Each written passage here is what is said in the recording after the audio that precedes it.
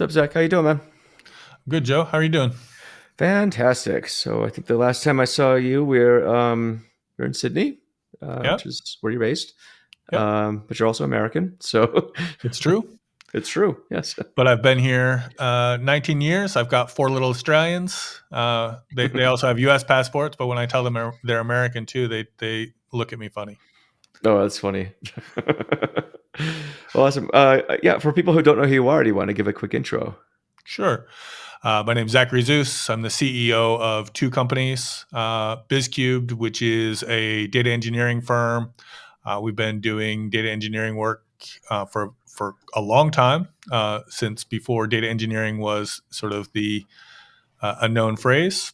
And then I also am the CEO of a startup called Pix Global. And the two companies, sort of the way we think about it, are two sides of the data coin. Uh, on the one side, BizCubed is really focused on helping organizations get their data house in order. So, focusing on the data engineering operations. How do you build data capability at scale? And Pix Global is really sort of how do you leverage the data that your organization is creating and managing and developing to build and develop and maintain competitive differentiation in the marketplace. And so basically, BizCube's get your data house in order, and Pix is how do you take advantage of that data to grow your grow your market, grow your profitability. Interesting. What's it like running two companies? Uh, well, it can be a little bit schizophrenic because a established organization with patterns and robust capability is very different than a startup where you're kind of putting your hands on everything. And so it's um, you kind of have two very different kinds of jobs. But ultimately, it comes down to working with the teams that you have around you and helping them be more effective day in and day out. And so at BizCubed, actually, we've just promoted. I've run BizCubed with my wife for quite a while, but we've promoted her to be co-CEO with me. And Mm. so I maintain sort of strategic responsibilities, but she does all the day-to-day stuff. And so that means that from a day-to-day perspective, I don't need to get too involved in BizCube, so I can focus on the startup where, like I said, hands are on all the tools.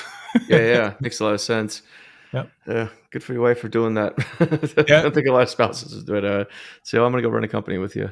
Yeah. No, it's So, we do have a unique relationship. Mostly it works. Sometimes it doesn't. But usually when it doesn't, we try to keep that behind closed doors. We try that's not a good to. idea. Yelling in front of the employees. Yeah. It's always a good look. Yeah. So, Well, and actually, when we first started working together, there was a little bit that happened sometimes, but now not. Like we've evolved sort of the working relationship and the personal relationship, so we have some clean separation between those things. that helps a ton. That's awesome. Yeah. Good for you, man.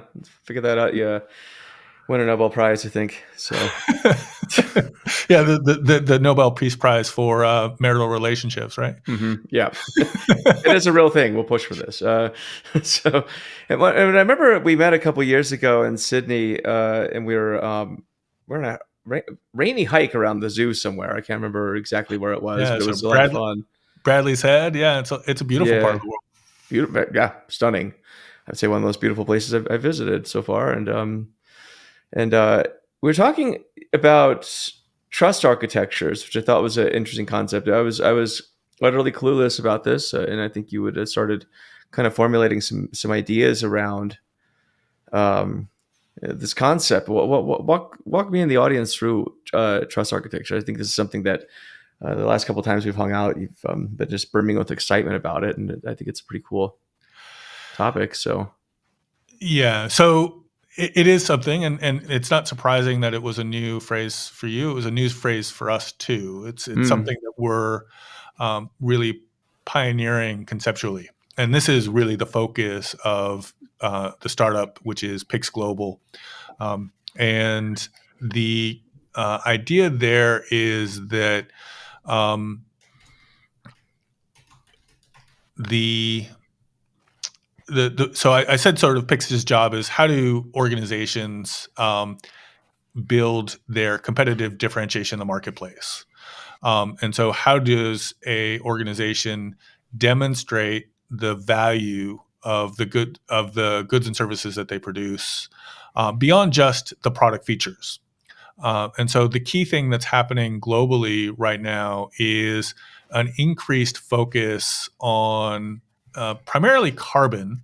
But as people are starting to think about how you track carbon through supply chains to manage scope 1, scope 2, and scope 3 emissions, people are also going, well, if we can do this for carbon, why can't we do this for our social expectations, our governance expectations, other environmental considerations beyond just carbon? And what we're seeing internationally is real significant regulation coming into place around the world. We're seeing boards of sort of the big companies that we all sort of recognize their brands of, committing to sort of driving carbon out of their supply chain, as well as increasing their social and governance and environmental impact across their entire supply chain portfolio. And so what this is creating is a significant challenge, right? Because there are no consistent standards around carbon. There are no consistent standards around social governance, social expectations. There's no standards around governance. We have expectations, but how we meet those expectations are going to be different in every organization. They're going to be different in every country. They're going to be different in every community. And so the challenge we see is how do you reflect those differences in a consistent way so that our companies, our communities, our organizations can take advantage of or outcompete in this changing world. And our view is that that takes a new kind of capability that we're describing as trust architecture. And what we're doing is we're linking the great work that an organization does from a ESG perspective to the products that they're selling. And so, if you think about sort of your phone, it has thousands of components from hundreds of suppliers. And if you sort of walk back into the critical minerals, the metals, the plastic, the glass that goes into that, there's a very, very complex supply chain behind that. And what a trust architecture allows you to do is ask your suppliers to share information in a consistent way so that you can share with your customers the robustness of the components that you've put into your products. And ultimately, what this turns into is nowhere to hide for poor or bad behavior in the global marketplace. Interesting. And let me play devil's advocate for a sec. I think ESG was a interesting and popular topic. Let me see if I look at Google Trends. When was the peak of that? Probably March of 2023. And it's kind of gone down since then. And then obviously with a U.S. election, who the hell knows what's going to be happening with the popularity or lack thereof of ESG. But wait, how do you, I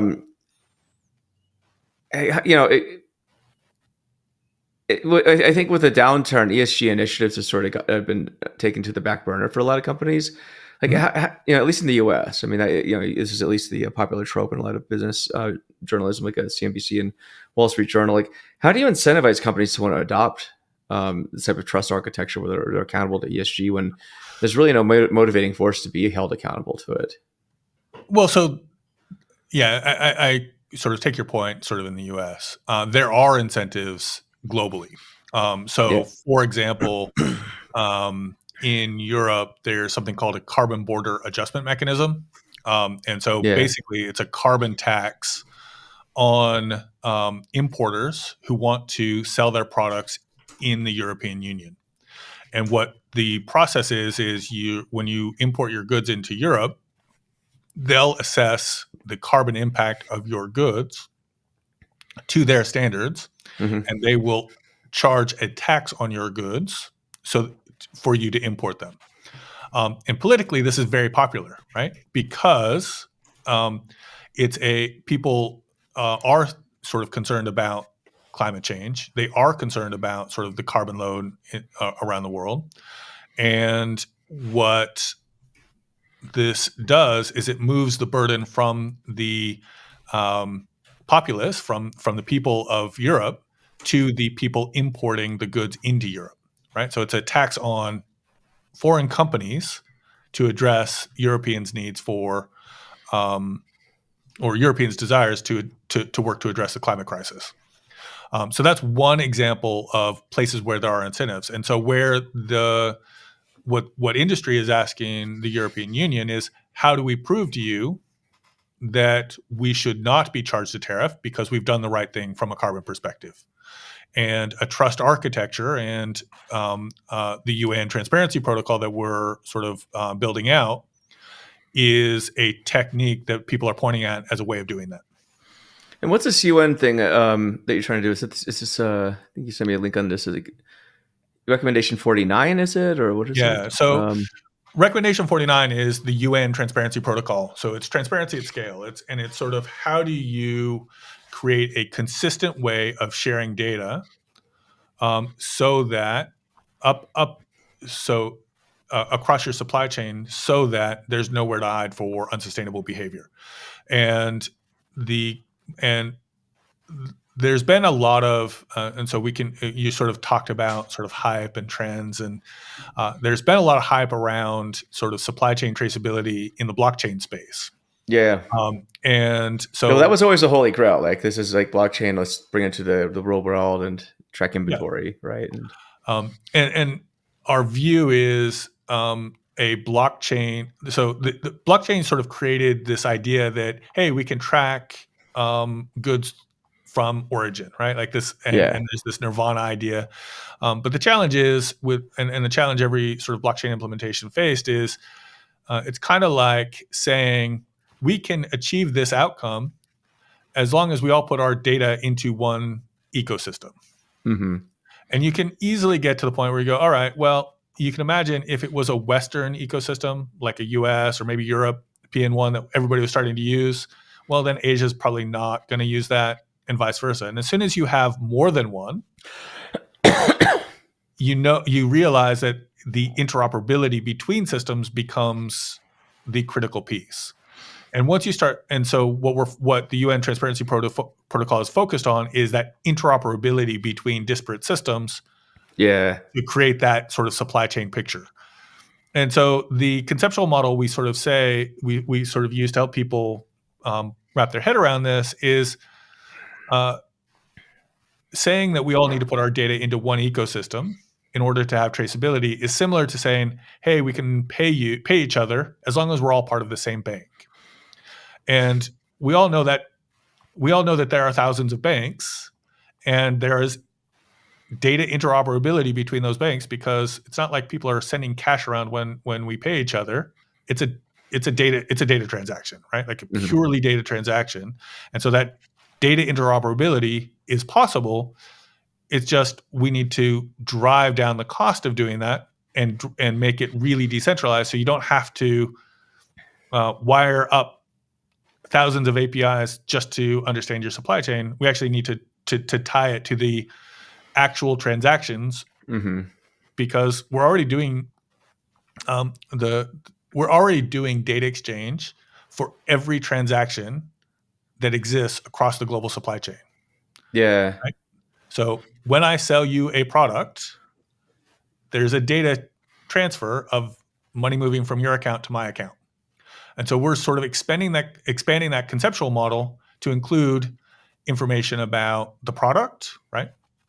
As well as information about where the product was made, information about the carbon load of that product, and. So you just sort of extend out the conceptual model to all sorts of other bits of information, uh, and our sort of key insight or key recommendation is you're only going to share data with your customers if it has value, right? So if my customer says, "Hey, I'd like to know the carbon load of the box of rocks you just sold me," and I'm going to say to you, "Well, it costs me money to track the carbon load of my box of rocks.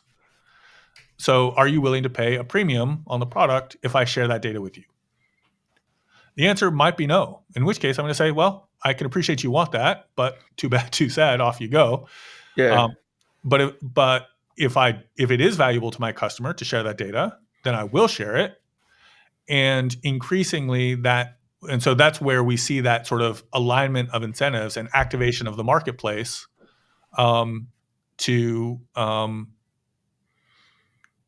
that protocol is designed to activate the marketplace to respond to these opportunities that exist, and to sort of align the activities around sort of solving these problems.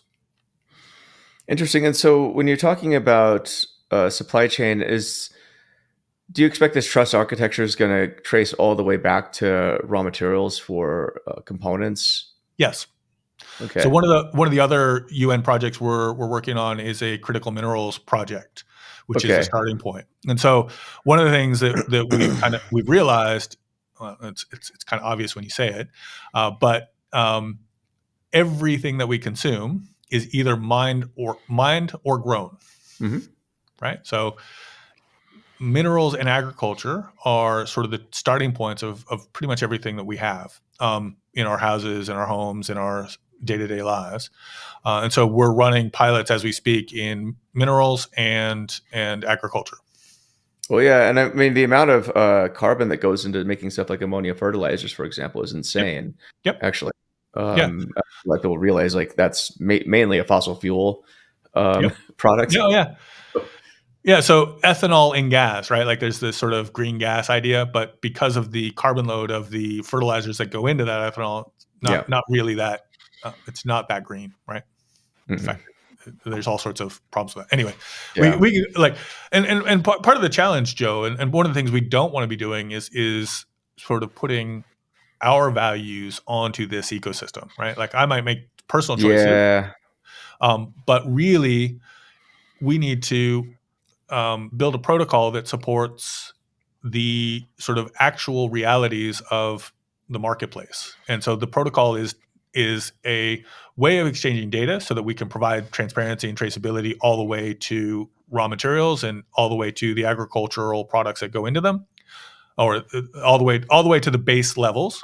But what we're not and activating the ability for folks to make their own marketplace decisions about the credentials that go along with that. Well, for sure. I mean, it's a classic argument that a lot of developing countries have about the West, and or the complaint really is like you guys caused a lot of this mess to begin with, i.e., the West did, Yep. with the carbonization, and then the developing world's expected to pitch in and help out with something that really wasn't their making at all, actually. So, and abide by the standards of the West, which is if you're in Bangladesh, like have fun with that. Even if you had a law, they're like, that's cool, I'm not going to do it. Yeah. So, Yeah. so it's good. You kind of like, but, and it seems like this would work really. And I'd like your take on this. It seems like the impetus for this is really going to take hold if you can get the adoption from big companies like Apple and Caterpillar and the big manufacturers, because their supply chains are vast. Yeah, and So, what we're seeing when we look at their sort of annual reports are their boards committing to these things. And so right. one of the things that we're when you sort of say, well, ESG is kind of down a little bit, sort of popularity, and it's kind of peaked already. The reality is boards are committing to this, and when a board commits to the market in their annual report that they're going to do something, they actually kind of have to. Otherwise, if their stock goes down, they've misrepresented what their activities are in the marketplace. The other thing that's sort of happening there as a result of that is big organizations are looking to figure out how to manage this challenge in a more structured, more complete, more comprehensive way, and how to gain competitive advantage as a result of doing that. Hmm. Because there's kind of two sides of this, and so I mentioned earlier the stick and the carrot. I think the carrot is the sort of opportunity, like if our customers are starting to demand this, and we can provide proof that we're doing something, doing the right thing, then there should be more additional margin available for that. And so some of that will go Yeah. to cover the costs. Some of it will collect because we're doing the right thing, right? Like we'll increase our margins. The stick side of this, though, is if I'm a board member committing to the marketplace that we're going to do something from an ESG perspective, and our organizations don't, there's real risk to board members of penalties, right? So one of the downsides of being on a board is you can get in trouble if your governance practices or if your organization's not doing what they said they're going to do to the marketplace. Yeah, I mean, but I kind of wonder what, because I mean, how do you prevent greenwashing though, right? Because it seems like every board, Yep. they say, oh, we definitely need to do ESG, we definitely need to do DEI as well, right? And now, if you look at DEI initiatives, those are being thrown out the window. I mean, that was popular in 2020. Now it's like, yeah, never mind. If you just look at a lot of companies, they're simply not doing it like they said they were. So like, but every company, I mean, no company in the world is going to say, well, there's probably a couple actually, but most of them are not going to say, oh, I really want to do harm to the environment and make the environment far worse than it was. But at the same time, if you look at decarbonization efforts around the world, last time I read that the needle hasn't moved in terms of the amount of carbon. Like, how do you incentivize companies to actually do this for real, not just pander to it? Yeah. So so basically, in the UN Transparency Protocol, it is squarely targeted at eliminating greenwashing, and the way we're doing that is through sort of the verification models that sit underneath it. So it's not just I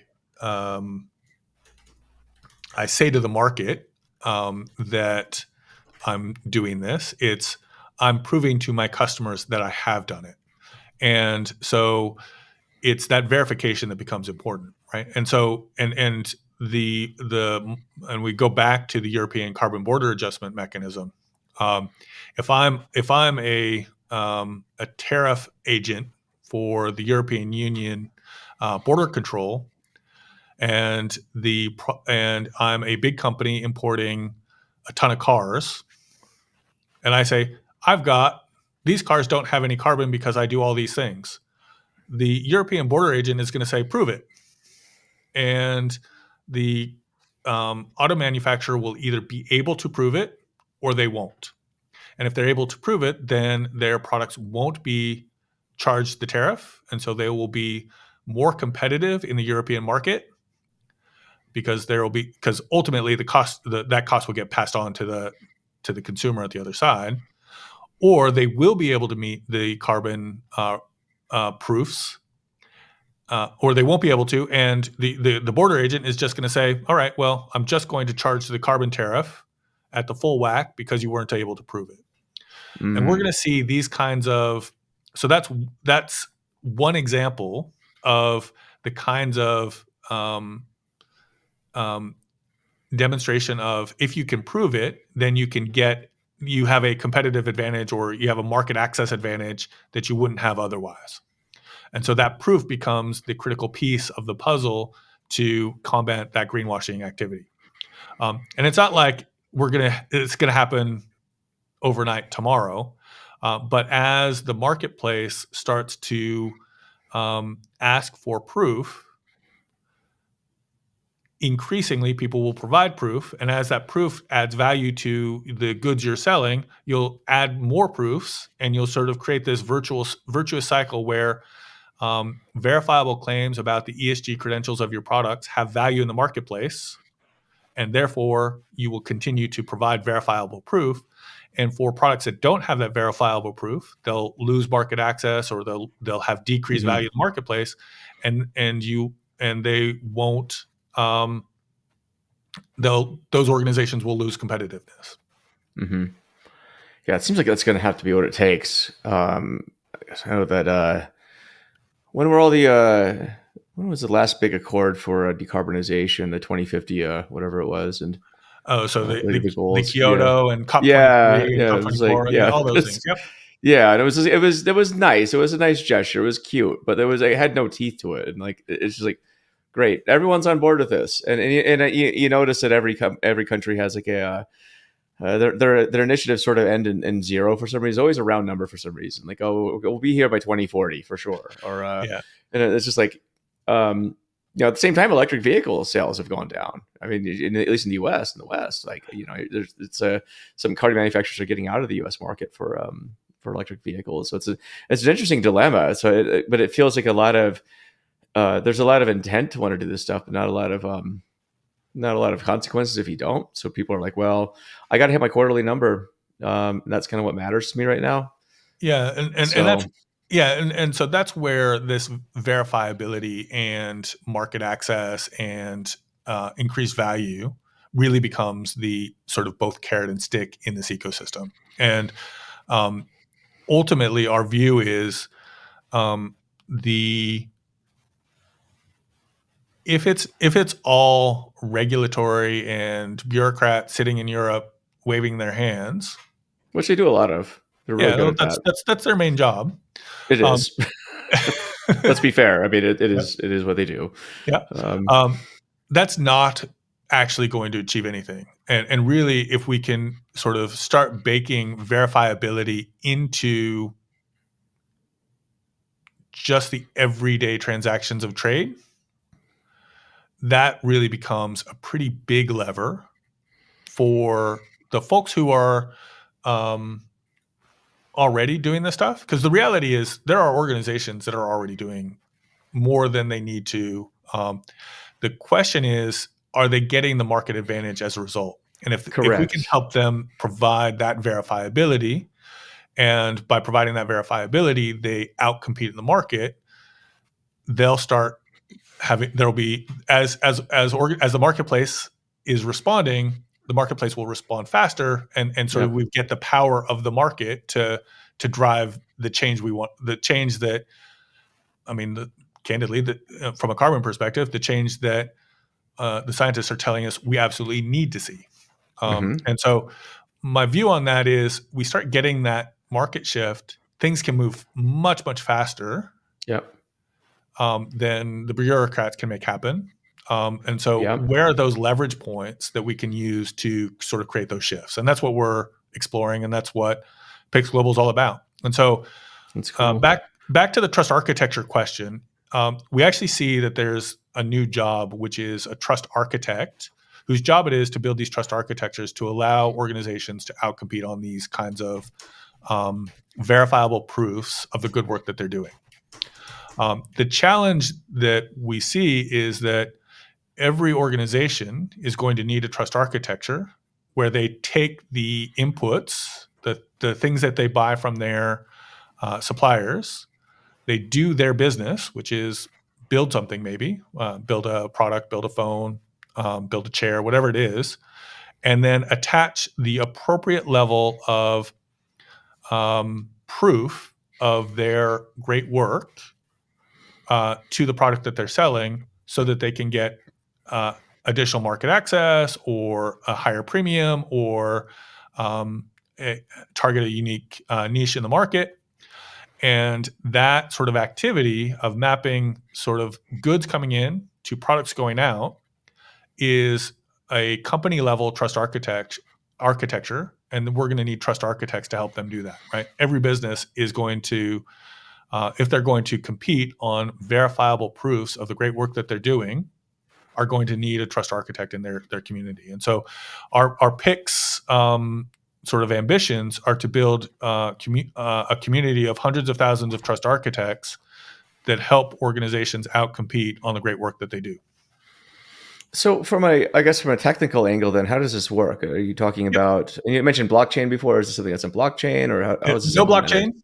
It's so there's no centralized architecture. So the two sort of technical pieces that sort of allow this to hang together are um, verifiable credentials and distributed identifiers.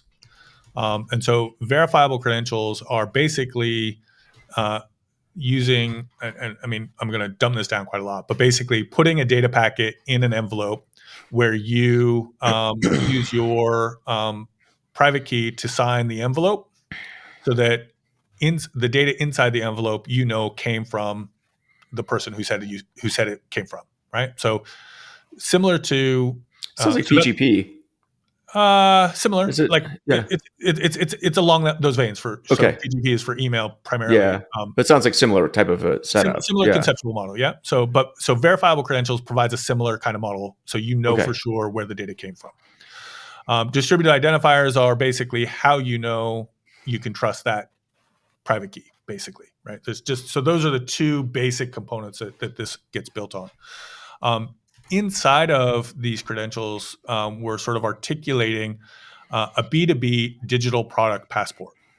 And that passport will include the product information that describes the product features, what I bought, but also its potential ESG credentials, right? What its carbon load is, um, how many slaves I use to produce the good.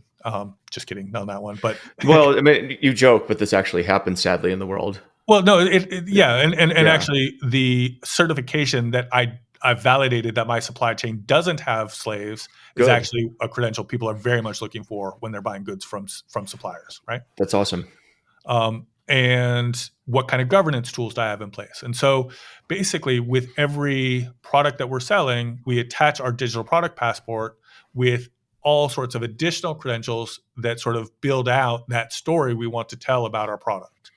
And some of the data will include in that product passport will be ambit claims. I'll just say, hey, this is product SKU blah blah blah blah blah 1 2 3 4. It's stuff that only I know. And then there will be other claims where there will be a third party verification, right? So carbon load, for example, in order for me to prove to the European Union that this good has a certain product load, they're going to require a third party verification. They're not going to take my word Right. for it. And so attaching that third party verification to my product passport means that I have confidence that that passport is what I said it was. And a lot of these things already exist. We're just providing a very consistent way of sharing that information at that point of transaction. Yeah. Um, and that becomes really critical, that it's done consistently, because we already share data. Like, I could send you an email about the product you just bought, and you're going to go, great, I have an email now. It's in with all the rest of my emails. And so, and the other thing about verifiable credentials that's important is that they come with schema, so they're Yeah.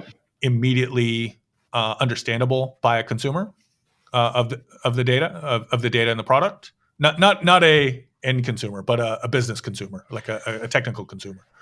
Um, and so what we anticipate is that in our supply chains, we're not going to accept products into our businesses if they don't come with verifiable proof of the claims they're making. Because if I don't have verifiable proofs, I can't make verifiable proofs about the products I'm shipping to my customers. And so we create this sort of virtuous cycle of including data each step of the supply chain that has verifiability as well as understandability, so that I can make assertions and assessments about the value of my goods.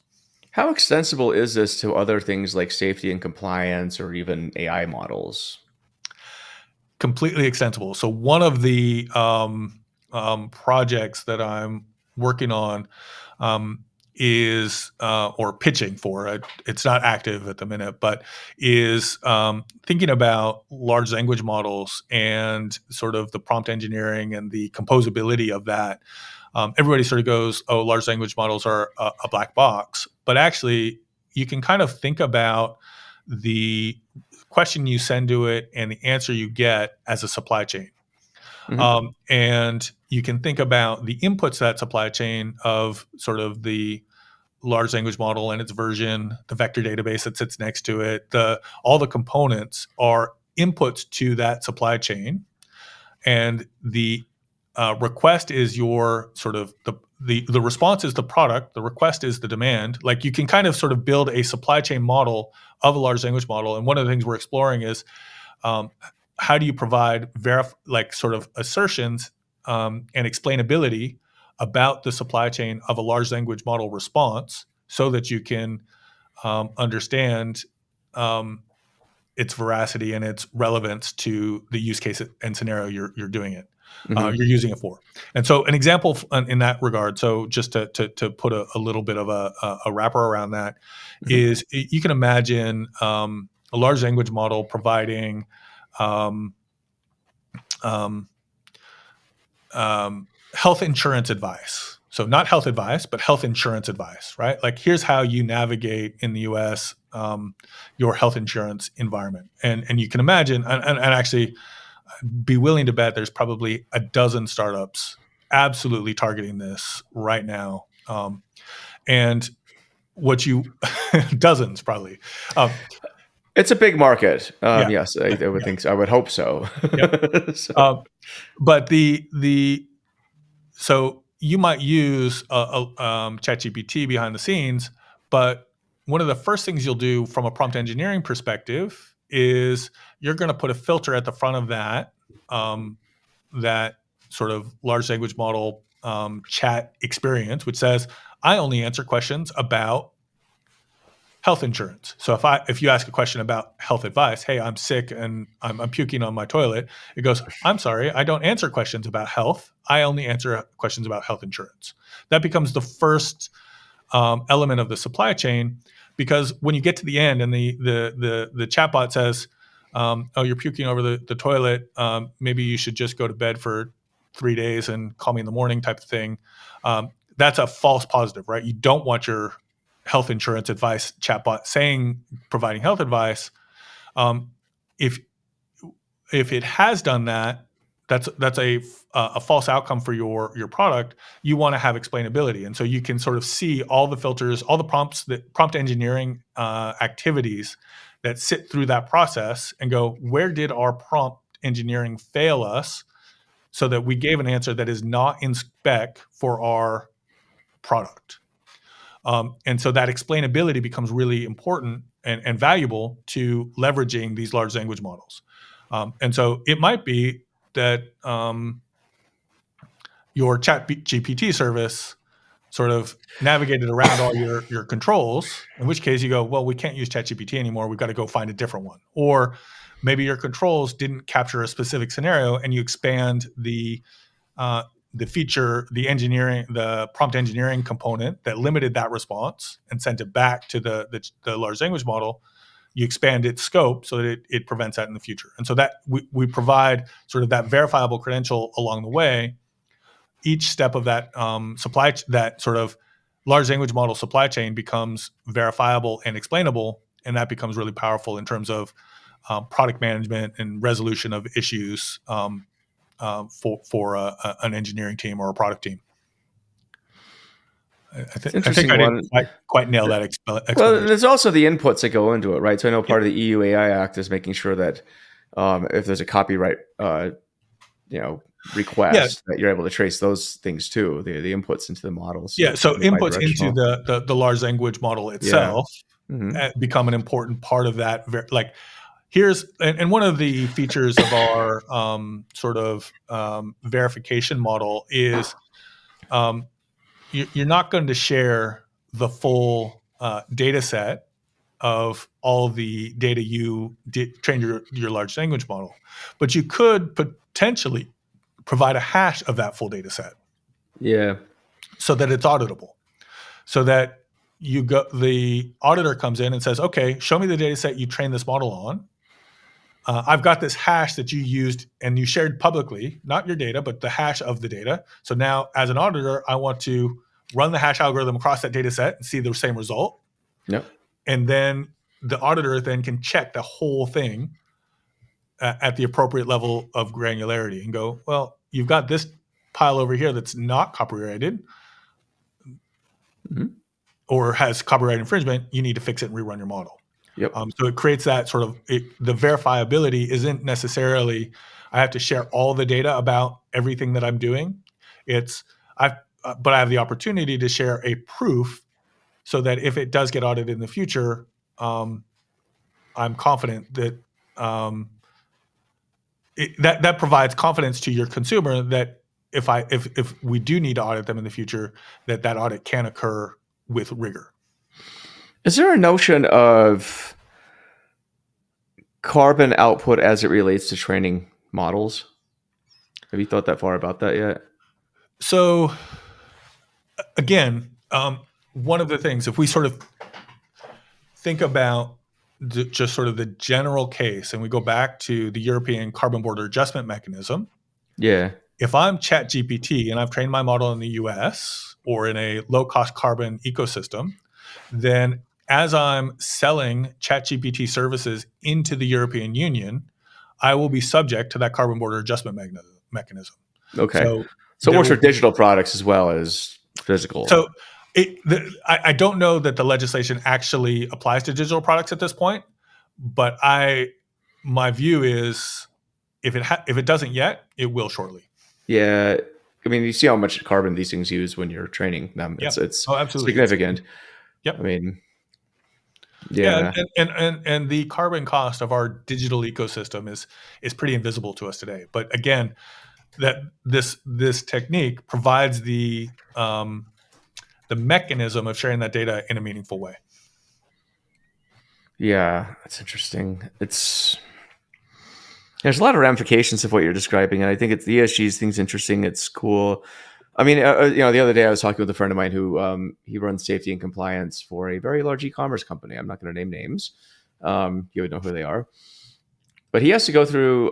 So his whole thing is going through reams and reams of PDFs, documentation, lab results, so that he can make sure that the products being sold in this platform are free of harmful or illegal materials. And it seems like something like this would definitely streamline that, because right now poor Yep. guys having to either read these physically, or like, these are millions of pages, by the way, so you're not going to read them, you're going to put them Yeah. through a ML model and scoop them up. So Yeah. if And there's so a better standard for this stuff, that would make it a lot easier, because I can just pick up, okay, this, yeah. So this is a better standard for this stuff, and because Yeah. what this ultimately comes down to is that burden should really exist with the producer of the product. Mhm. Because if they're able to consistently share that data in a way that a safety and compliance executive can read, quote unquote, read, right? Again, won't read all of them. Read it into a computer, but That's yeah. right. Like, and they can then make really robust decisions on robust inputs, right? Like, so right now, reading millions of PDF documents is going to provide inconsistent results, because it's like, I don't care how good his ML algorithms are, it's going to be a mess. Like, and so he will be investing in sort of that. The majority of his cost from a compliance and safety perspective is on where those holes in his machine learning algorithms are, and they'll be all over the place, right? Because the PDFs will be provided in very different formats. Mhm. And so basically, this is a standard way to provide that information from his suppliers, so that he can consistently evaluate that information and manage his safety and compliance needs. Dope. Yeah. And so when we talk about sort of a trust architecture inside of businesses, that's the problem space we're describing, for sure. Yeah. It seems Like, like it's his probably problem, what's that? his problem space is exactly what we see as one of our major markets for the startup. Yeah, it's a problem. This guy's pulling his hair out, and he doesn't have a lot of it left. So it's like, well, It's yeah. So it's just a messy ecosystem, right? Like, we've kind of we didn't really have the sort of global tools to address this as our sort of digital ecosystem has evolved, mhm. and sort of the global supply chain has evolved. The early examples of this, though, are Edifact.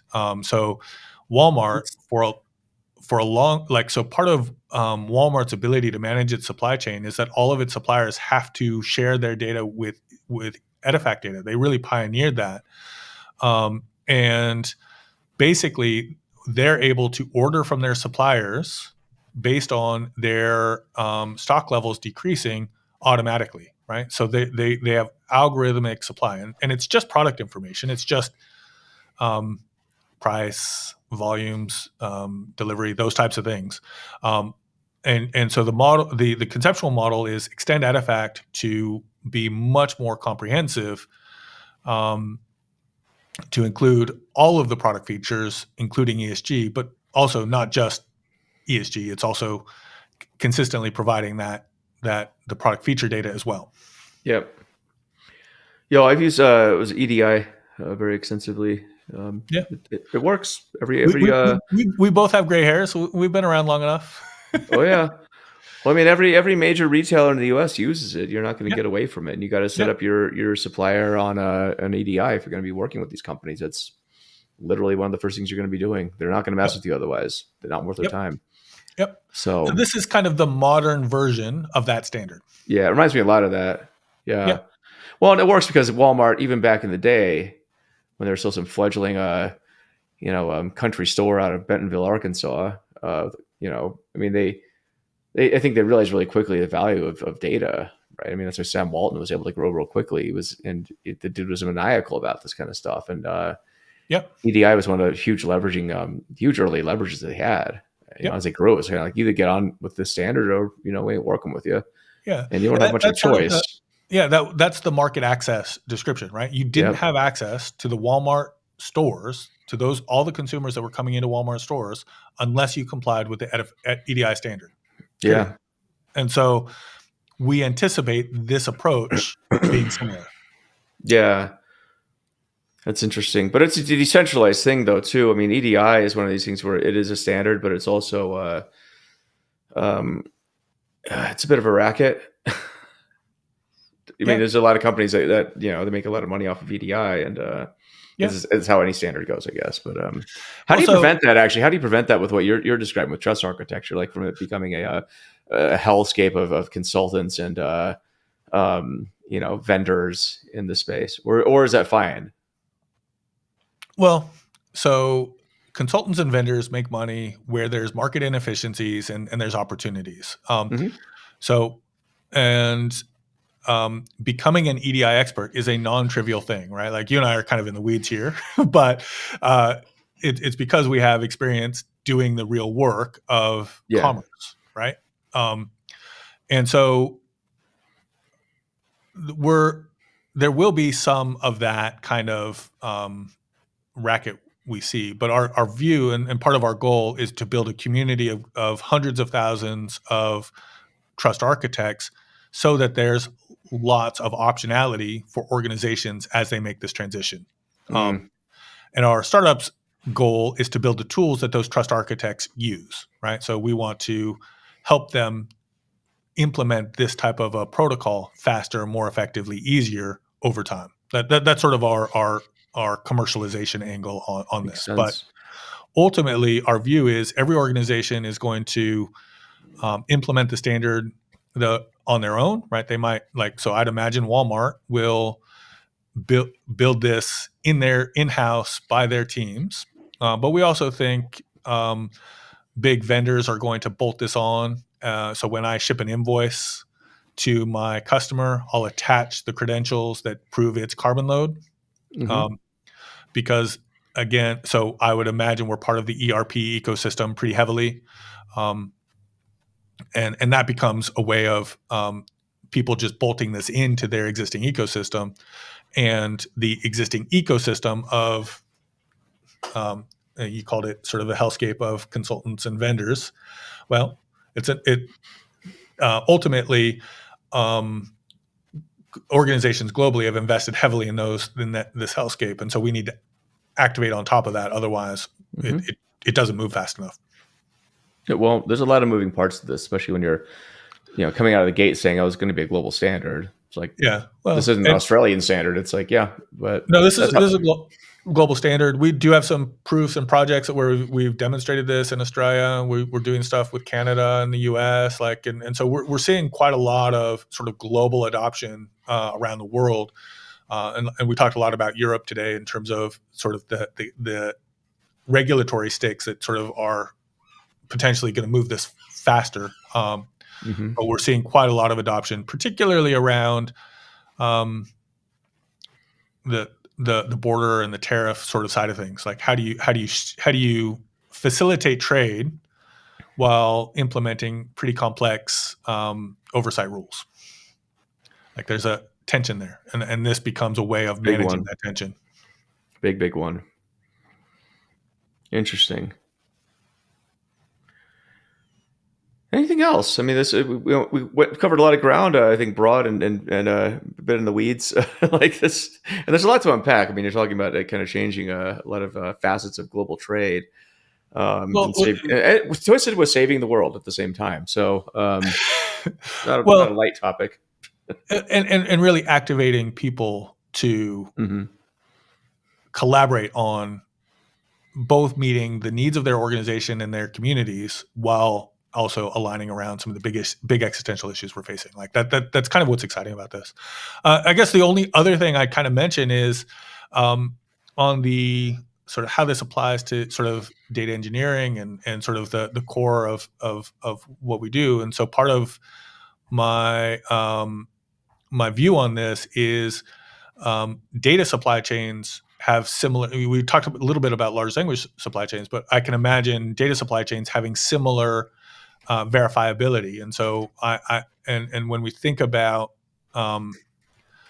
data contracts and sort of that kind of evolution in data product ecosystems, you can kind of start thinking about, hey, when I deliver a data product, I might want to share verifiable information about the sources it came from, the cybersecurity protections it has in place, the frequency it occurs, its relevant, its currency. All of those kinds of things can be part of a credential that goes with the data product, so that I know when I'm making decisions on this data product that it's robust and certified and importantly, if I'm making assertions to my customers and charging them a premium based on the data pipelines that exist within my organization, I can have confidence in that as well, so that Yeah. my customers can have confidence. So I see an opportunity potentially for our data engineering community to kind of lean on this standard and build that out as well.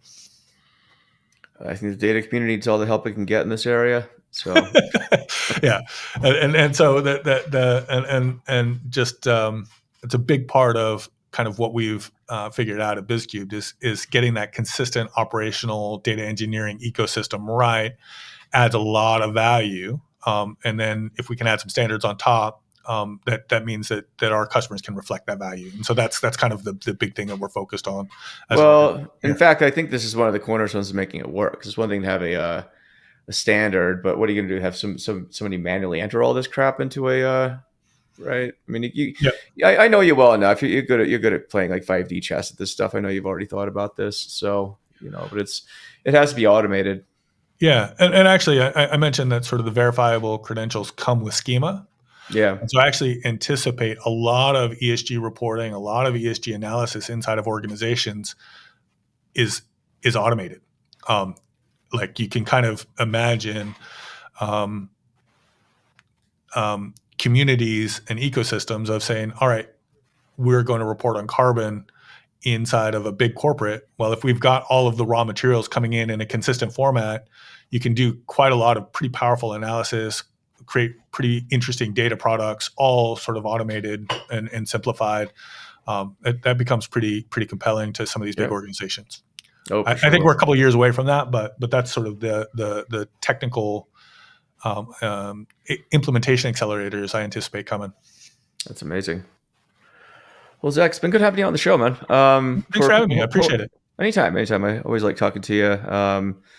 We'll have to go on a hike. I think I'll be in Australia later this year. So Coming back for round the three. Bike? Yeah, Fantastic. It'll be good to see yeah, you. Yeah, yeah. definitely. This is what I've been told. So we'll find Yeah, out. no, But it's a good little conference. Peter does an amazing job.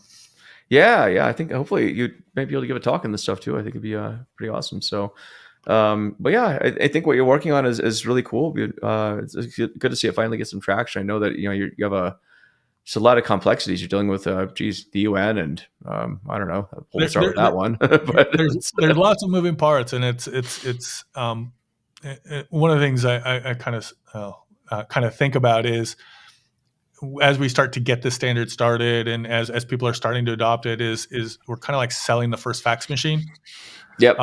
because you need both the supplier and the customer to both sort of say, "Hey, this is a good idea," and when you and so um, it's hard to get started, but we're getting there, and we're starting to Yeah. see some pretty exciting projects and traction happening, and it's pretty cool stuff.